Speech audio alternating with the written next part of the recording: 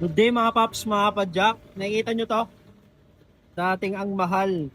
Ngayon, pamigay na yung presyo mga paps. Ayan o. Dati, nung unang release ni Kens, ang alam ko nasa 10.5 yung presyo na ito. Pero magugulat kayo.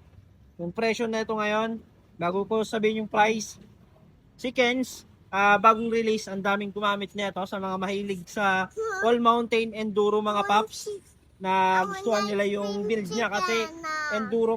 Ito yung Tyran X3, ito yung version 3 nila, ito yung boost type na mga paps. Ang issue lang nito, wala na siyang grommets dito, tsaka dito sa may dropper post niya. Mura na lang, bilan nyo na lang yan mga paps. Ayan, tapered na to. Ito yung support niya dito sa top tube, tsaka sa seat post tube. Sa lower tube, ganyan din, may support din siya. Yan, solid tong frame na to. Sale na tayo dito mga paps sa 3,800 pesos. Napakamura na yan para sa enduro all mountain na frame Kens. Dating sikat, bargain na tayo mga paps. So marami tayong mga kulay na ito. Ay flash ko na lang dito. Ayan yung mga kulay niya mga paps.